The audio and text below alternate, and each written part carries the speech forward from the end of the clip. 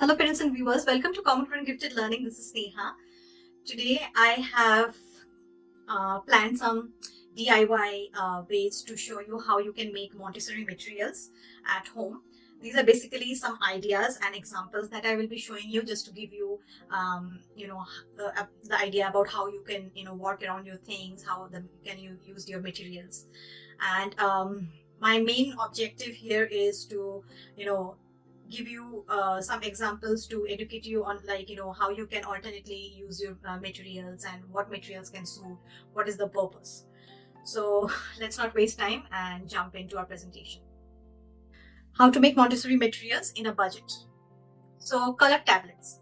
So color tablets are, the basic objective here is to match colors and teach them colors. So recognition of colors, if they can match, and sorting colors. So there are two ways to go about it. The tablets are like made out of plastic and they're colorful based on light, primary, secondary, and neutral colors. So you can either use Mod Podge with paint strips, and or you can just manually color them. There are two ways to go about it. So you see, like, once you know the objective of the lesson, it's easier to DIY the materials at home, and it doesn't necessarily you have to buy like the whole set of color boxes with the variations and the shades. So I'll be giving you more ideas like this, just to wanted to tell you as an example. Next is bead chain. The main objective of bead chain is visual representation, how one-dimensionally the numbers are changing, and of course counting, and also how to visually show them, like how 2 is bigger than 1 and say 5 is bigger than 3 and 4. So we use like pipe cleaners and beads often, or you can go like wires and the small beads and strings.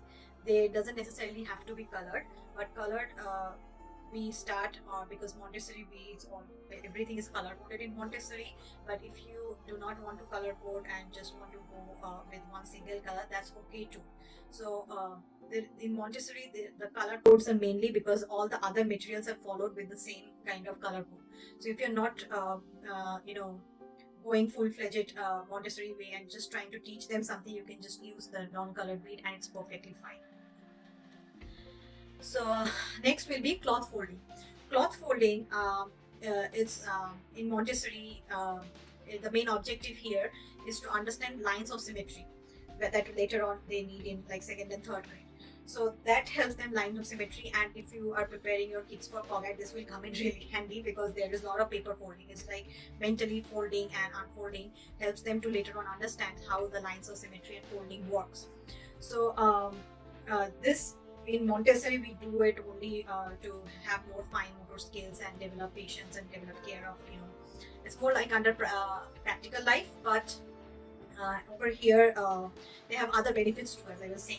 So instead of just going with regular napkins, just pick up make napkins and just you can draw lines with a marker, or you can just make ribbons, or sew them with the alternate stitches.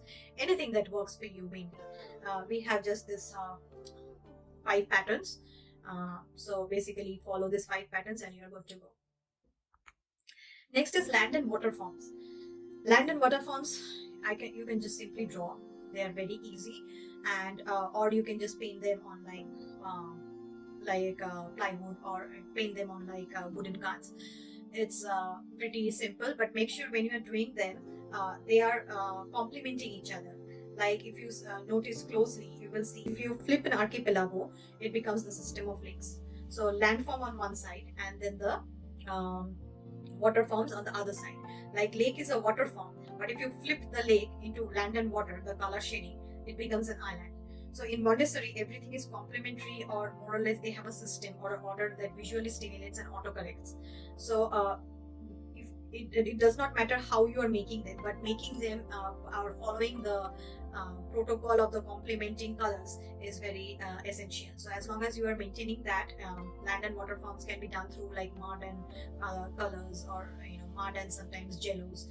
So that was the end of today's video. If you have any questions or regarding any DIY materials related to Montessori, please feel free to comment and ask me. Or if you want to send me an email, you can email me to sneha.learning87 at gmail.com. And if you like this video, please like, share, and subscribe. See you.